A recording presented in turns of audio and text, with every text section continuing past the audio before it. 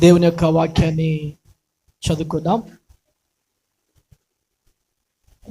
ఈ రోజున ఈ మాట 4వ మాటగా మనము చదువుకుందాం. మొదటిదేమో నా నామమును భరించువాడని, రెండవది చెప్పండి ఏంటిది?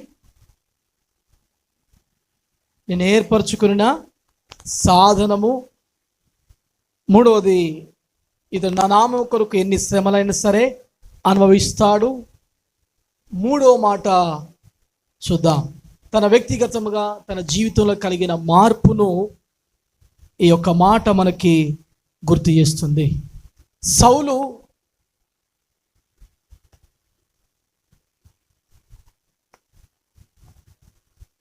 ఆ యొక్క దమస్కు మార్గము గుండా వెళ్తున్నప్పుడు ఆ యొక్క దర్శనము, దేవుని యొక్క వెలుగును, దేవుని యొక్క ప్రత్యక్షతను పొందుకొని ఆయన ఒక ఇంటిలో ఉన్నప్పుడు దేవుడు అననీయతో మాట్లాడి, అయ్యా అననీయ, పలానా దగ్గర పలానా వ్యక్తి ఉన్నాడు, అతని దగ్గరికి వెళ్ళి నీవు అతని కొరకు ప్రార్థన చేయి అన్నప్పుడు అననీయ వెళ్ళి ప్రార్థన చేసినాడు.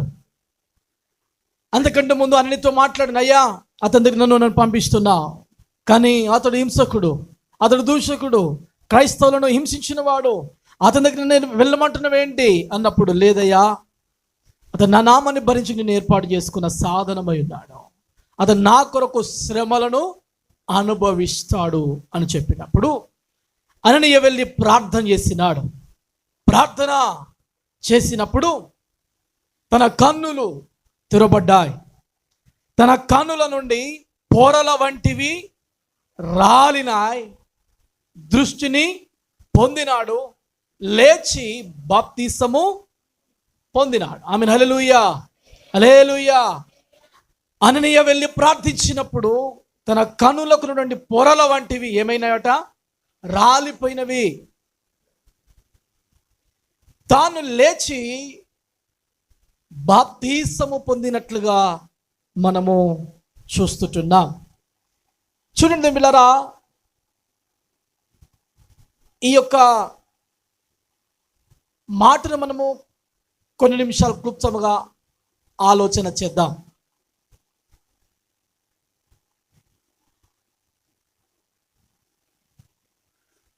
తన కన్నులలో నుండి పొరల వంటివి రాలినట్లుగా మనము చూస్తుంటున్నాం. నిజముగా మానవుని యొక్క జీవితంలో కన్ను అనేది చాలా ప్రధానమైనదిగా మనము చూస్తుంటున్నాం. అంతేనా? అవునా? ఇట్లా ఏమే తీమెల్లది అమ్మ, ఈమెను మీ దగ్గర ఉంచుకోండి.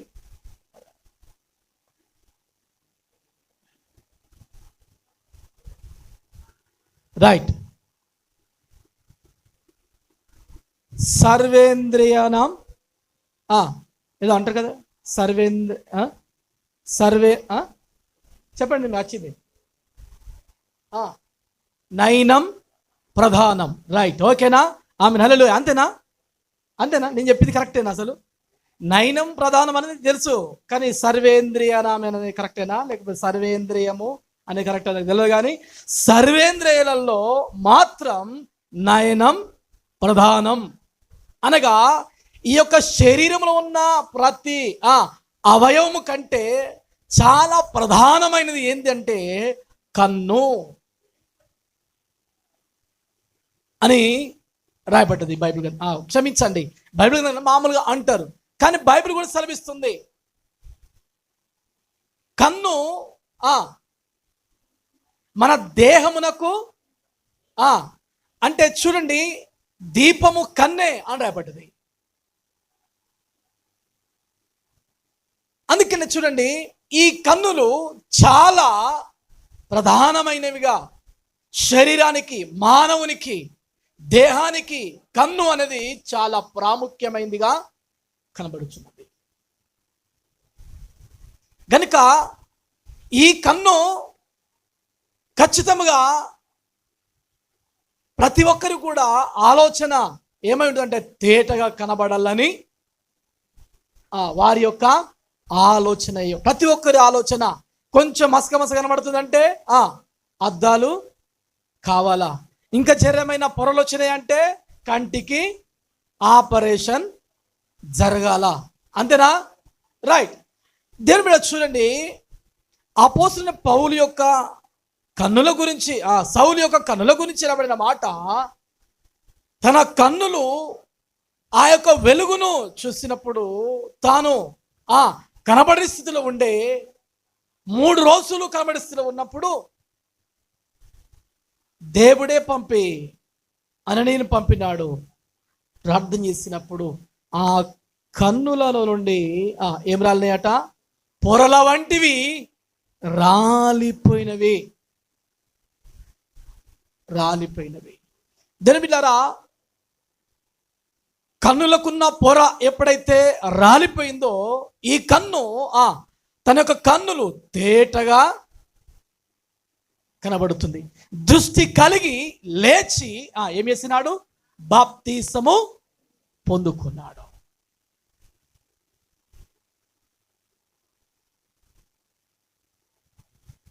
చూడండి, ఈ యొక్క కన్నులు ఖచ్చితంగా తేటగా చూడడం చాలా అవసరమై ఉంటుంది. పొరల వంటివి ఏం కావాలి చెప్పండి?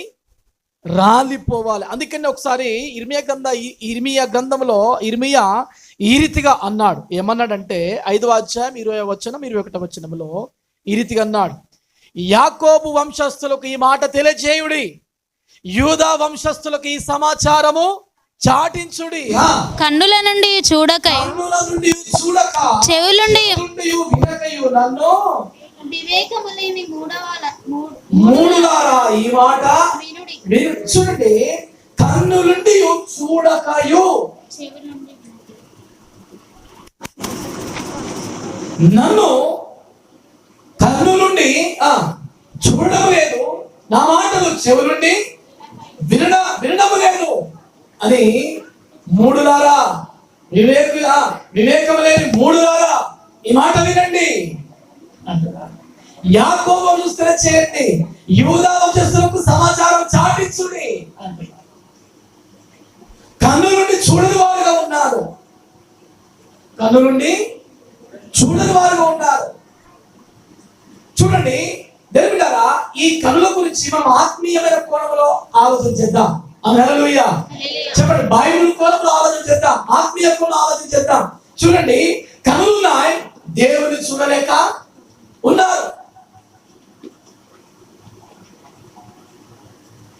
కన్నులుండి దేవుని చూడలేక ఉన్నారు. ఎందుకు అంటే వారు కన్నులు దేవుని చూడలేక ఉన్నాయంటే, దేవుని కలుసుకోలేక ఉన్నాయంటే, దేవుని వైపు చూడలేకుండా ఉన్నామంటే అనగా చూడలేరా, వారు లోక సంబంధంగా, వారు శరీరులుగా, వారు పాపము కలిగిన వారుగా, పాపం చేసిన వ్యక్తులుగా వారు ఉన్నారు. హల్లెలూయా. అంతేనా? ఇశ్రాయేలు ఏం చేసినారు? విరోధంగా పాపం చేసినారు. యూదా జనాంగం ఏం చేసినారు? దేవుని మాటను ధిక్కరించిన వారుగా ఉన్నారు. కనుక అందుకనే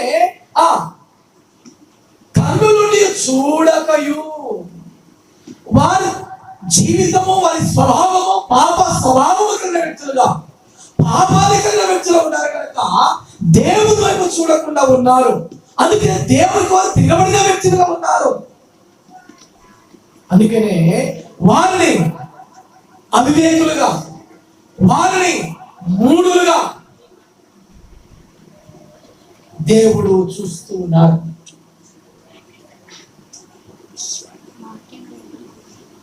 దేవుని చూడని ప్రజలు వారు పాపము చేసినటువంటి వారుగా ఉన్నారు. కీర్తనలో 73:7వ వచనం, ఆసాపు రాసిన కీర్తనలో ఇది రాయబడింది, ప్రభు చేత వారి కన్నులు మెరకలయున్నవి, వారి హృదయాలోచనలు బయట కానమతున్నవి. చూడండి, ప్రభు చేత వారి కన్నులు మెరకలై ఉన్నవి, వారి హృదయాలోచనలు బయటకి చూడండి, కొంతమంది తిరగబడినప్పుడు, కొంతమంది ఎవరికైనా ఎదురు మాట్లాడినప్పుడు ఏం మాట్లాడతారు? ఏమంటారు? ఏమంటారు చెప్పండి? వారికి బాగా అహం వచ్చింది, వారికి బాగా కొవ్వు వచ్చింది, వారి కళ్ళకు పొరలు వచ్చినాయి, వారి కళ్ళు నెత్తి మీద ఉన్నాయి అని మాట్లాడతారు కదా. ఈ మాటలు ఎప్పుడు వస్తున్నాయి? తన ప్రవర్తన బట్టి, తన మాటను బట్టి, తన జీవిస్తున్న తీరుని బట్టి, తను చేస్తున్న పనిని బట్టి, తాను ప్రవర్తిస్తున్న విధానం బట్టి ఈ మాటలు అనేటివి తనకు కొవ్వు వచ్చింది, తన కళ్ళు కొవ్వు వచ్చినాయి, తన కళ్ళు కనబడదు, పెద్దవారు చిన్నవారు కనబడదు అనే మాటలు మాట్లాడుతూ ఉండరా? మాట్లాడదు ఎప్పుడన్నా? మాట్లాడదా? ఎందుకు అంత అబద్ధాలు మీరు అన్నారు? ఎప్పుడన్నా అన్నారు, మరి తప్పించుకుంటారు. చెప్పండి, ఎవరన్నా తిక్క మాట్లాడితే అనవా? కళ్ళు కనబడతలేవా అనవా? అంటవానమా? మరి ఎందుకు అబద్ధం మాట్లాడు? అంత మాటలు మళ్ళీ ఇప్పుడు హల్లెలూయా, రైట్. కొన్నిసార్లు చిన్నవారు పెద్దవారని తేడా భావన లేకుండా మాట్లాడినప్పుడు ఖచ్చితంగా ఇలాంటి మాటలు వారికి వర్తిస్తారు. అట్లాగే క్రోధించిన వారి కన్నులు నరకలయున్నవి. దేవుడనే గౌరవం, దేవుడన్న భయం, దేవుడన్న విలువ, మందిరం వల్ల విలువ, దేవుని సన్నిధిలో విలువ, దేవుని యొక్క సన్నిధానానికి భయపడక ఉన్న వారికి ఈ మాటలు వర్తిస్తాయి. దేవుని యొక్క వాక్యము వారి చెవులకు వినబడదు, దేవుని యొక్క సన్నిధి వారి కళ్ళకు కనబడదు, ప్రార్థన కనబడదు, వాక్యము కనబడదు, దేవుని సన్నిధి కనబడదు. వారి కన్నులకు ఏమున్నా చెప్పండి? వారి కన్నులకు మరకలున్నాయి. వారి కన్నులకు ఏముంది? క్రొవ్వు ఉన్నది. వారి కన్నులకు ఏముంది? పొరలు ఉన్నాయి. దేవునికి భయపడిన వారికి, దేవుని సన్నిధికి భయపడిన వారికి, దేవుని యొక్క వాక్యానికి లోబడిన వారికి, దేవుని యొక్క వాక్యాన్ని, దేవుని సన్నిధిని ధిక్కరించే వారికి ఈ మాటలు. దేవులారా, మన ఆత్మీయ జీవితంలో మనము దేవునికి భయపడాలి. మన ప్రవర్తన బట్టి, మన యొక్క నడవడిక, మన ప్రవర్తన తెలుస్తుంది. ఆమె హల్లెలూయా. నోటితో తింటే, కాళ్ళతో పని చేస్తే కళ్ళు నెత్తికెక్కినాయి అంటారు, కళ్ళు కనబడతలేవా అని అంటారు. అవునా కదా? కళ్ళు ఏమన్నా తిట్టినాయా? కదా, రైట్. అంటే మన ప్రవర్తనను బట్టి మన కళ్ళను దూషిస్తారు, మన మాటను బట్టి మన కళ్ళను తిడతారు, మన తీరును బట్టి మన కళ్ళకు పేర్లు పెడతాయి. పొరలు వచ్చినాయని, త్రోవ వచ్చిందని, కళ్ళు నెత్తిలున్నాయని అనే పేర్లు పెడతారు. మన తీరును బట్టి. క్రైస్తవ జీవితంలో ఇలాంటి తీరు ఉండకూడదు, కానీ దేవునికి భయపడేవారుగా, దేవునికి లోబడేవారుగా, దేవుని యొక్క వాక్యానికి ప్రాధాన్యతను ఇచ్చేవారుగా ఉండడం చాలా అవసరమై ఉన్నది. హల్లెలూయా, హల్లెలూయా.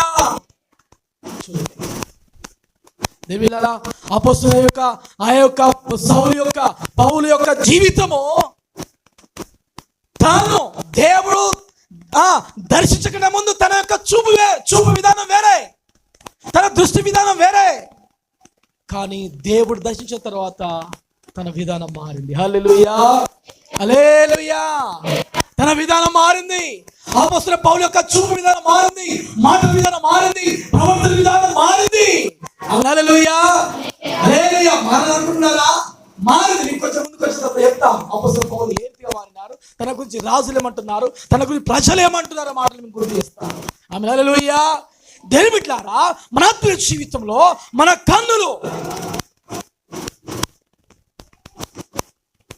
కన్నులు తేటగా కనబడాలి. హల్లెలూయా, హల్లెలూయా. బైబిల్ గ్రంథంలో ఒక మాట, నేత్రాశ అని రాయబడింది. హల్లెలూయా. చెప్పండి, ఏమని రాయబడి? చెప్పండి, నేత్రాశ అని రాయబడింది. క్రైస్తవ జీవితంలో నేత్రాశ అనేది ఉండకూడదు. చెప్పండి, ఏమని కూడా చెప్పండి, నేత్రాశ. చూసిందల్లా కావాలి. చూడండి, ఈ నేత్రాశ ఆదిలోనే మొదలైంది. చెప్పండి ఎక్కడ మొదలైంది? చెప్పండి ఎక్కడ మొదలైంది? ఆదిలోనే మొదలైంది. అవ్వకు ఆ పండు చూడగానే ఎక్కడ పడట? రమ్యముగా అందమైనదిగా వెంటనే పాపం చేసింది. చెప్పండి ఏం చేసింది? చూసులకు రమ్యముగా కనబడ్డది, తెంపుని తిన్నది, పోయింది, అయ్యకు ఆదాముకు ఇచ్చింది. ఏమైపోయినారు? దేవుని యొక్క మాటను అతిక్రమింపజేసింది నేత్రాశ. దేవునికి దూరం చేసింది నేత్రాశ. ఆ యొక్క దేవునితో ఉన్న సహవాసం తెంపివేసింది నేత్రాశ. ఏదైనా తోటకు దూరం చేసింది నేత్రాశ. హల్లెలూయా. అవునా? అవునా కదా? అవును. నేత్రాశ, శరీరాశ, నేత్రాశ, జీవముడము, ఇవి తండ్రి వల్ల పుట్టినవి కావు. ఆమేన్. హల్లెలూయా, హల్లెలూయా. తండ్రి వల్ల పుట్టినవి కావు.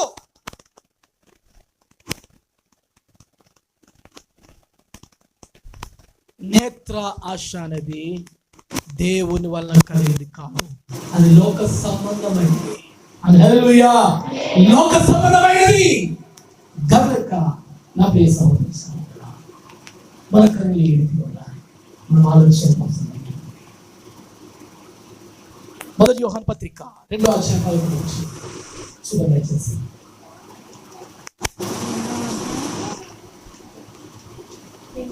మన సహోదరుని ద్వేషించువాడు మొదటి యోహాను పత్రిక 2వ అధ్యాయం 11 నుంచి ఉంటుందిగా, తన సహోదరుని ద్వేషించువాడు చీకటిలో ఉండి చీకటిలో నడుచుచున్నాడు. చీకటి కనులకు గుడ్డితనము కలుగజేసెను గనుక అతడు ఎక్కడికి పోవచ్చున్నాడో అతనికి తెలియదు. సహోదరుని ద్వేషించువాడు వారి కనులకు ఏం కలిగిందట? చెప్పండి, ఏం కలిగిందట? చీకటి. అందుకనే సహోదరులు ఐక్యత కలిగి నివసించుట చూడండి ఎంత మేలు. హల్లెలూయా. ఎంత మేలు.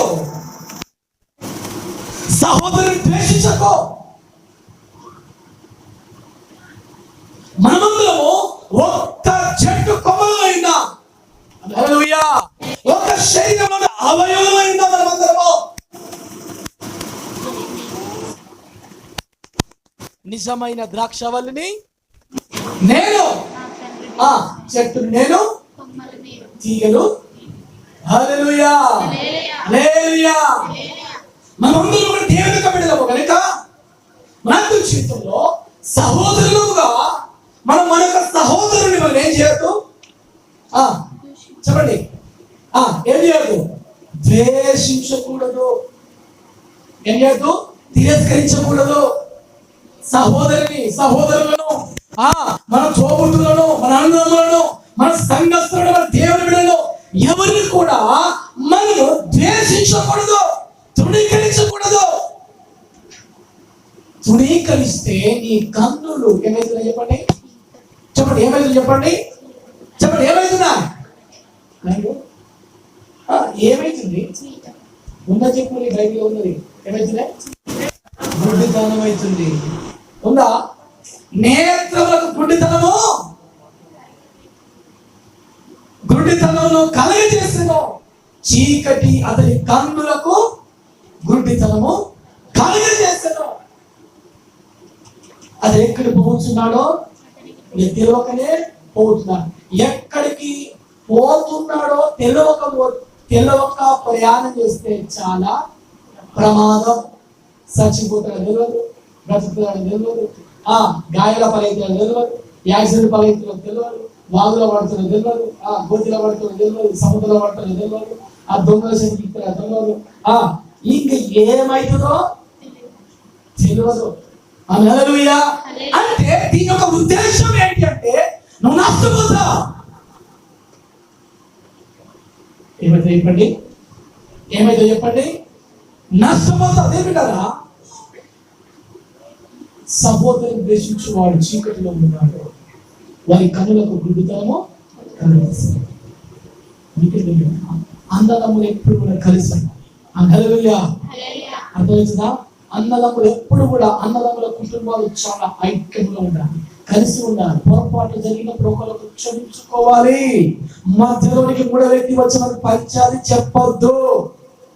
అంత జాగ్రత్తగా మనం ఎదుర్కోవాలి. హల్లెలూయా హల్లెలూయా. అర్థమవుతుందా? కయ్యను అట్లే చేసినాడు. ఏం చేసినాడు? తమ్ముడి మీద పగను ద్వేషాన్ని పెంచుకొని ఏం చేసినాడు? హేబేలును చంపేసినాడు. కానీ దేవుడు అతనికి ఒక భయంతో పనిష్మెంట్ ఇచ్చినాడు, ధిక్కరించినాడు. నువ్వు దేశ దిమ్మని తిరిగి వేసినాడు.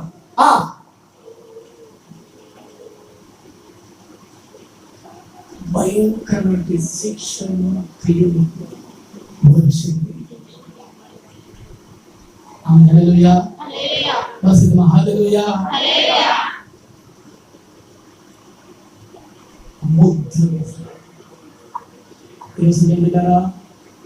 సహోదరుని ద్వేషించేవాడు చీకటిలో ఉన్నాడు. ద్వేషించకు, ప్రేమించు. నీ కన్నులు కట్టుకునే హల్లెలూయా హల్లెలూయా. సంఘం ఐక్యం కలిగి ఉండాలి. అనంతరం సహోదరి సహోదరులను ప్రేమించుకోవాలి, క్షమించుకోవాలి, బుద్ధి ఎక్కుకోవాలి, లోకంలో హెచ్చరించుకోవాలి. మనసులో పెట్టుకోవాలి, అక్కడే ఉండి పగదించుకోవాలి. హల్లెలూయా హల్లెలూయా. ఏం చేద్దాం? మనసు అట్లా పెట్టుకుని అప్పటి పెట్టుకుని అంటే నీవు చీకటిలో ఉన్నావు, నీ నేత్రములు గుడ్డితనంతో ఉన్నాయి. జాగ్రత్త. ఇదంతే కూడా ఎవరు చేస్తున్నాడు? ఈ పాపము కూడా, ఈ శాపము కూడా, ఇదంతా కూడా మన జీవితంలోనికి ఎవరు తీసుకొస్తున్నా? 2 కొరింథీ 4:4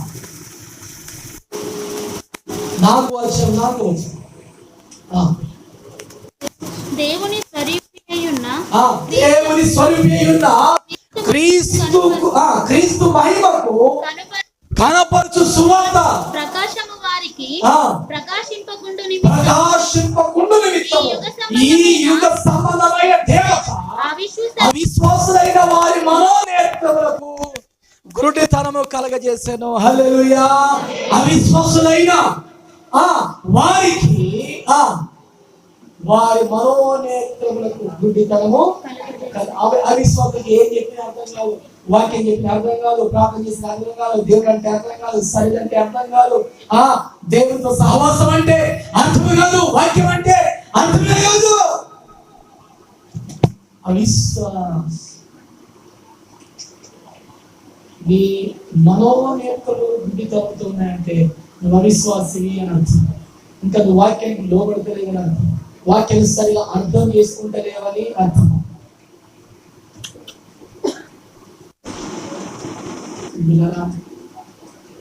సాతానుడు పనిచేస్తున్నాడు. ఏమైంది? ఏం చేద్దాం? జోడు కూర్చోబెడుతుంది. వినండి, వాక్యం వినండి.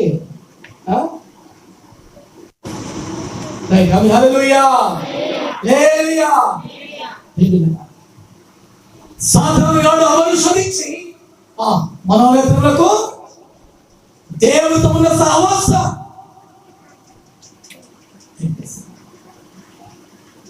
ఆ యొక్క లోక యుగ దేవత అవిశ్వాసైన వారిని వారి యొక్క మనోనేత్రంలో చెప్పండి చెప్పండి మనోనేత్రం గుడ్డితనము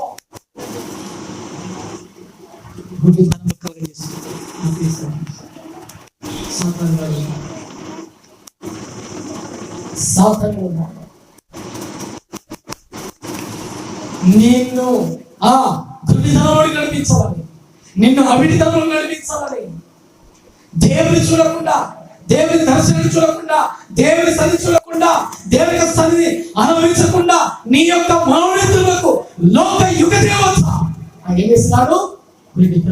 చేస్తున్నాడు. హల్లెలూయా హల్లెలూయా. ఈరోజు రాత్రి జీవితంలో మన మనోనేత్రం తెరవబడినాయా? మన మనోనేత్రం తెరవబడినాయా? నీ మనోనేత్రం తెరవబడినాయంటే నువ్వు దేవునితో మిళితమై ఉంటావు, నువ్వు దేవునితో సహవాసం కలిగి ఉంటావు, దేవునితో సంబంధం కలిగి ఉంటావు, దేవుని యొక్క వాక్యానికి లోబడతావు. దేవుని యొక్క వాక్యం నీలో పాపానికి తావు నీవు ఇవ్వవు. నీ కన్నులకు విడితనము రాదుగా. హల్లెలూయా. నీ మనోనేత్రం మూసుకొని పోవు, అవి తెరిచి ఉంటావు. ఎందుకంటే వాక్యం ద్వారా సంక్షేపడ్డావు కనుక నీ ఆత్మీయ జీవితంలో వాక్యానికి ఎప్పుడు తావిస్తున్నావో నీ మనోనేత్రం నిలబెట్టినాయి. హల్లెలూయా. లోక సంయోగంలో తావివ్వదు. హల్లెలూయా. వాక్యానికి తావిస్తే ఆ అపవాదికి తావు లేదు, లోక సంబంధమైనటువంటి ఆ యుగ దేవతకు తావు లేదు ఇంకా. హల్లెలూయా. హల్లెలూయా. బిడ్డలారా, మన ఆత్మీయ జీవితంలో ఈ రోజున మనము ఏ రీతిగా ఉన్నాం? కన్నులుండి చూడని వారముగా ఉన్నామేమో. ఆమె హల్లెలూయా.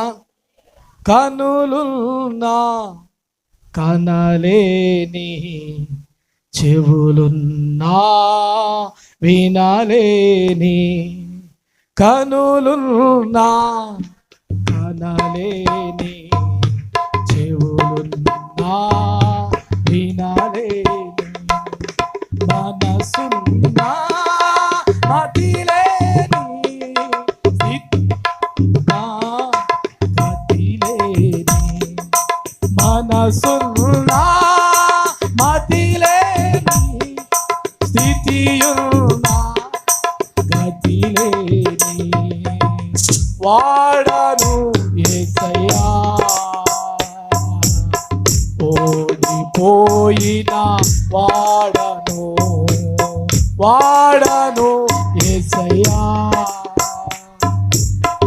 ఓడిపోయిన వాడను, కనులున్నా కనలేని, చెవులున్నా వినలేని, కనులున్నా కనలేని, చెవులున్నా. ఆమేన్. హల్లెలూయా. దేవుని బిడ్డలారా, ఈ యొక్క లోక యువ దేవత మన కళ్ళను కూడా దేవుని చూడలేక ఉన్నాం. దేవుని చూడలేక మనం ఉన్నాం. దేవుని అందుకనే బిడ్డలారా, ఈ రోజు ఆత్మ జీవితంలో ఒక నిబంధన మనం చేసుకుందాం. మన కన్నులకు ఒక నిబంధన చేసుకుందాం. యోబంటున్నాడు 31:1 చదవండి దయచేసి. నేను ముగింపులో ఉన్నాను. యోబు గ్రంథం 31:1 నేను నా కన్నులకు నిబంధన చేసుకొంటిని. చాలు. నేను నా కన్నులకు చెప్పండి ఏం చేసుకుంటున్నాను? నిబంధన చేసుకుంటాను.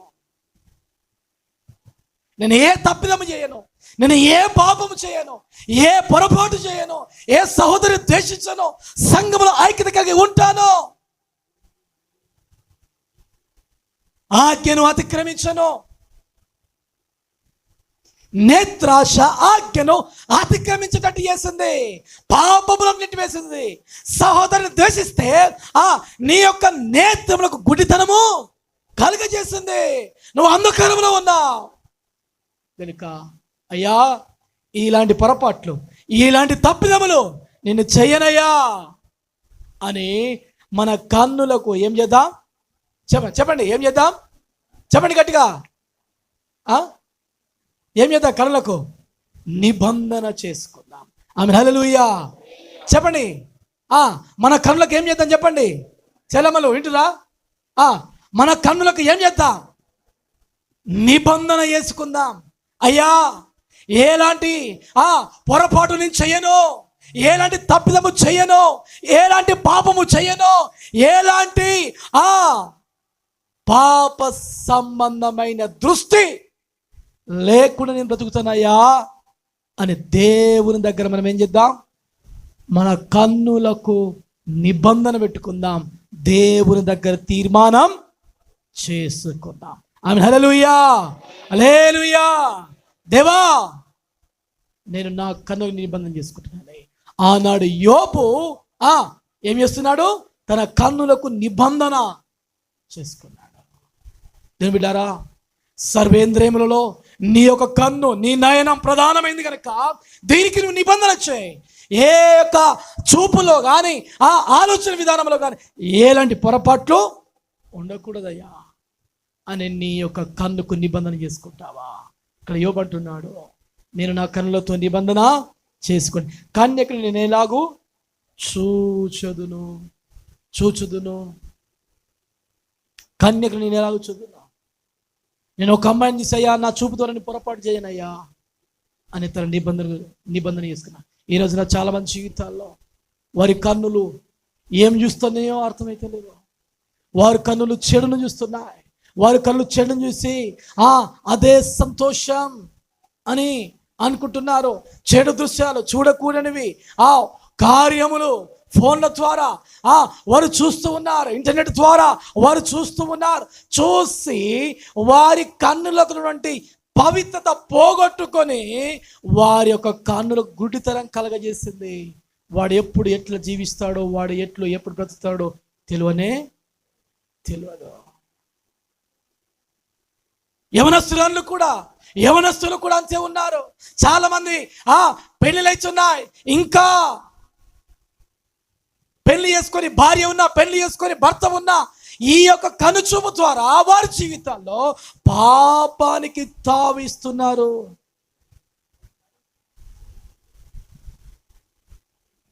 దేవుడు నీ కనులు ఇచ్చినది పాపం చేయమని కాదు. దేవుడు నీ కనులు ఇచ్చినది ఏది మంచో ఏది చెడో తెలుసుకొని ఇచ్చినాడు. హల్లెలూయా, హల్లెలూయా. మన కన్నులు రెండు గుర్తుపడతాయి. ఒకటి వెలుగును, చెప్పండి, చీకటిని, మంచిని, చెడును. ఏం చెప్తుంది? మన కన్నులు చెప్తున్నాయి. మన కన్నుల ద్వారా మన మెదడుకు పంపినప్పుడు మన మెదడు నిర్ధారణ చేస్తుంది. మన మెదడు ఉన్నలమా లేనలమా? చెప్పండి గట్టిగా. ఉన్నలమే కదా. మెదడు ఏది మంచిది చెప్తుందో అది చేయాలి. ఇది చెడ్డది అంటే ఖచ్చితంగా దాన్ని చేయకూడదు.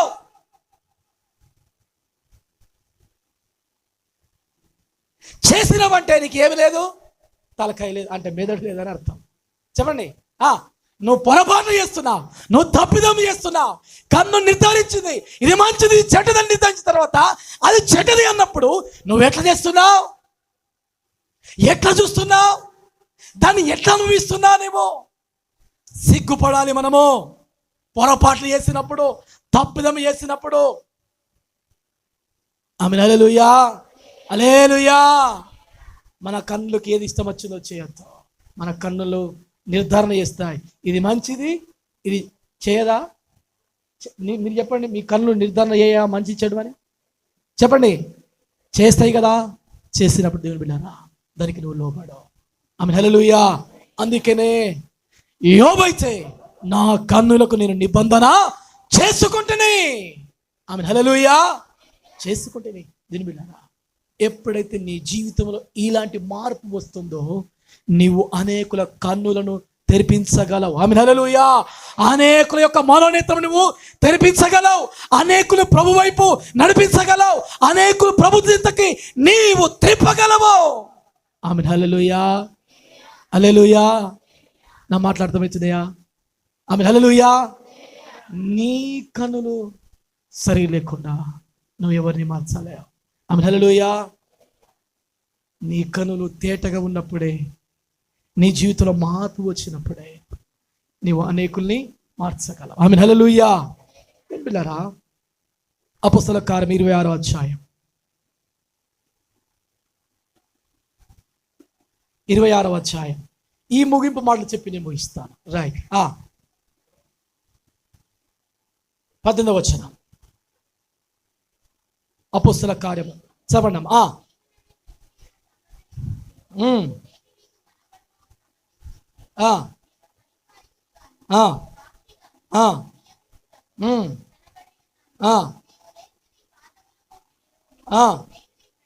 ఈ మాటలు దయచేసి అందరూ కూడా మీరు బైబిల్ తెరిచి చూడండి. బైబిల్ తెరిచి చూడండి. మనం చెప్పుకున్నది ఆ అపొస్తలుడైన పౌలు కన్నులో వంటి పొరలు ఎందుకు రాలినాయి, రాలిన తర్వాత ఏం జరిగింది, ఏం స్టేట్మెంట్ ఇస్తున్నాడు ఆ మాట చూద్దాం.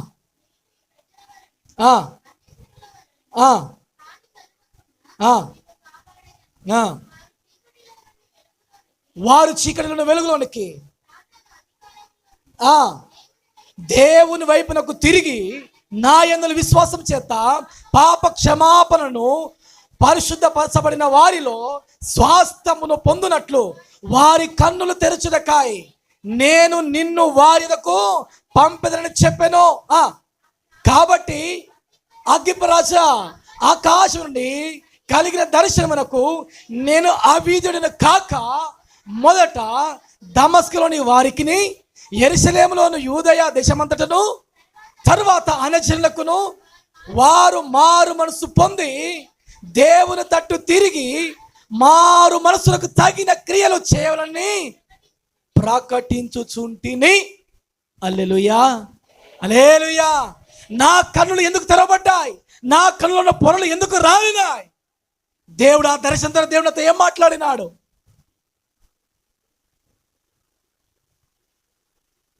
అనే సంగతి ఆ దర్శనం అంతా కూడా సౌలు దమస్కం అడుగు వెళ్తున్నప్పుడు ఆ దర్శనం ద్వారా ఆ వెలుగు ప్రకాశించినప్పుడు, వెలుగు తన ఉన్నప్పుడు తను పడిపోయాడు కదా, అదంతే కూడా ఆ వెలుగులో దేవుడు ఏం మాట్లాడినాడో ఆ మాటలన్నీ కూడా అగ్రిప్ప రాజుకి సౌలు వివరించి చెప్పినాడు. హల్లెలూయా.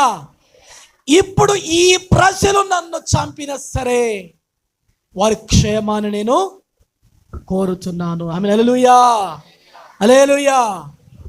వారి చీకట్లో ఉన్నారు, నేను వారిని వెలుగులోనికి నడిపించనికి దేవుని వైపు తిరిగి నా యందు విశ్వాసము చేత, నా యందు విశ్వాసం చేత పాప క్షమాపణను పరిశుద్ధపరచబడిన వారిలో స్వాస్థ్యమును పొందినట్లు వారి కన్నులు తెరచుటకై నేను నిన్ను వారి యొద్దకు పంపి ఉన్నాను. ఆమేన్, హల్లెలూయా.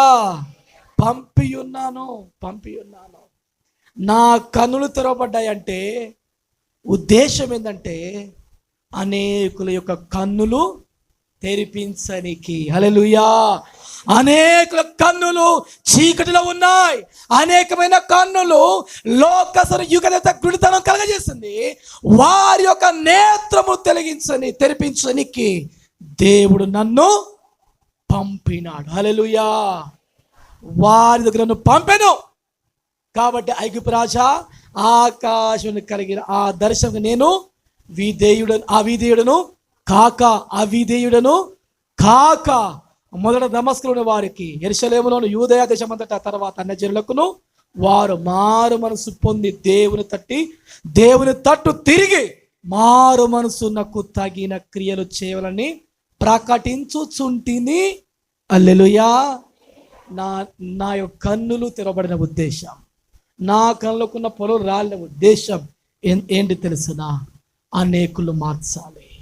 దమస్కులోని వారిని మార్చాలి, యెరూషలేములో యూదయ వారు ఉన్న వారిని కూడా మార్చాలి. వారిని మారు మనసు అనుభవములోనికి నడిపించాలి అన్నదే నా యొక్క ఉద్దేశం అని చెప్పి సువార్తను ప్రకటించుచున్నాడు. హల్లెలూయా, హల్లెలూయా. దేవుని బిడ్డలారా, మీరు ఇంటికి వెళ్ళిన తర్వాత చదవచ్చిన వారు 26వ అధ్యాయం అంతే కూడా చదవండి. ఆ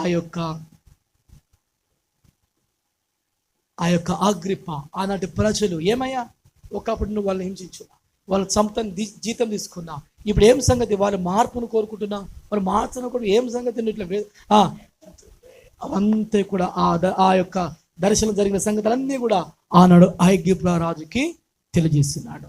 ఈరోజు బిడ్డలారా, నా యొక్క ఉద్దేశం అంతా కూడా ఒక్కటే.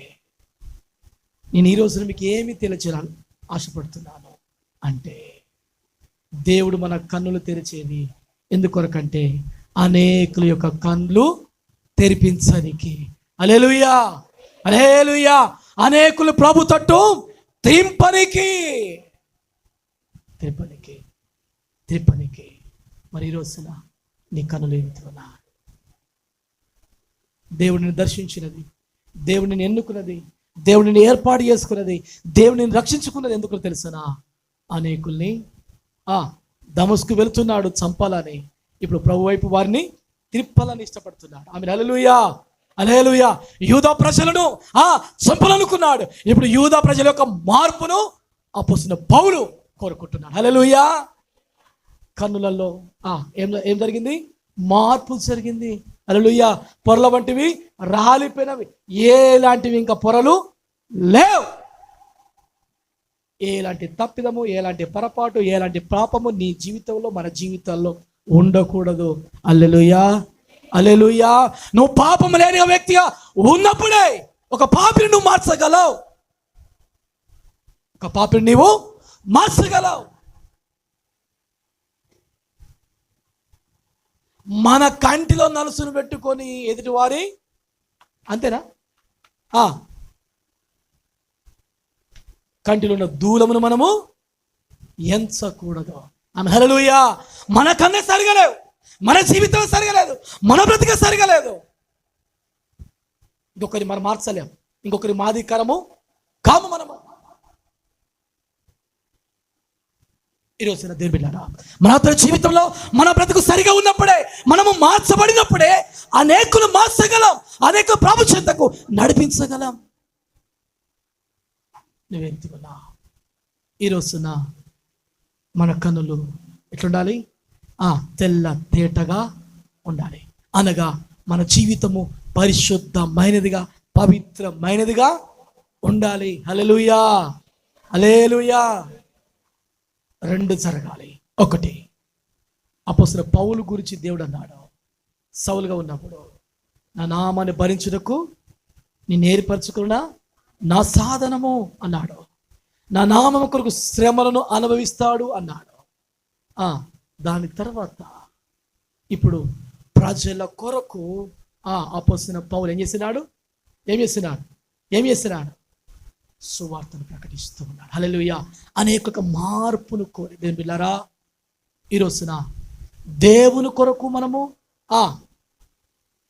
జీవించాలి. దేవుడు మనల్ని ఏర్పాటు చేసుకున్నాడు. దేవునికి మనం సాక్షిగా బ్రతకాలి, ప్రజలకు సాక్ష్యముగా బ్రతకాలి. హల్లెలూయా.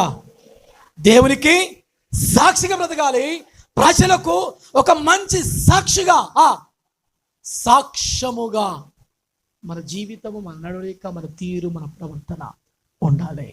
హల్లెలూయా, హల్లెలూయా. దేవుడిని ఏర్పాటు చేసుకున్నాడు. ఎందుకొరకు తెలుసునా? ప్రజలను ప్రభావితం చేయాలని, ప్రజలను మార్చాలని, ప్రజలను మార్పులోనికి తీసుకొని రావాలని దేవుడు నిన్ను ఎన్నుకున్నాడు. ఆమేన్, హల్లెలూయా. అపోస్తలుడైన పౌలును దేవుడు ఎన్నుకున్నాడు. అపోస్తలుడైన పౌలు ఇప్పుడు దేవుని యొక్క పని చేస్తున్నాడు. దేవుడిని ఏర్పాటు చేసుకున్నాడు. ఇప్పుడు నీకున్న బాధ్యత ఏంటంటే అనేకులు ప్రభు వైపు త్రిప్పాలి అంటే మన కనులో తెల్ల తేటగా కనబడాలి. ఆమేన్, హల్లెలూయా. మన కనులతో నిబంధన చేసుకోవాలి. అయ్యా, ఎలాంటి పొరపాటు, ఎలాంటి పాపం చేయకుండా సహాయం చేయు అని. ఈరోజున దేవుని ఒక మాట అనాలి, ప్రభా మా కనులు తెరువుము, మమ్మల్ని ముట్టుము, మమ్మల్ని స్వస్థపరచము అని అడిగితే దేవుడు మన జీవితాల్లో మార్చి అపోస్తలుడైన పౌలు లాంటి జీవితాన్ని దేవుడు మనకు అనుగ్రహిస్తాడు. దేవుడు మాటలు దేవుడు దీవించును గాక. ఆమేన్. తల్లు వచ్చుదాం, కలుపుసుకుందాం, ప్రార్థనలో ఉన్నాం. స్తోత్రం, స్తోత్రం. యేసు నీకు వందనాలు తండ్రి. దుర్బిలారా, అపోస్తలుడైన పౌలును దేవుడు ఏ విధంగా ఏర్పాటు చేసుకున్నాడో, అపోస్తలుడైన పౌలు ఎలాంటి జీవితాన్ని జీవించినాడో, ఆ రెండు విషయాలు మీకు నేను గుర్తు చేస్తున్నాను. ఈరోజు దుర్బిలారా, అందులో 4 విషయాలు మనం నేర్చుకున్నాం. ఒకసారి మనం ఆలోచిద్దాం. దేవుడు మనందరితో మాట్లాడుతున్నాడు. స్తోత్రం, స్తోత్రం. యేసు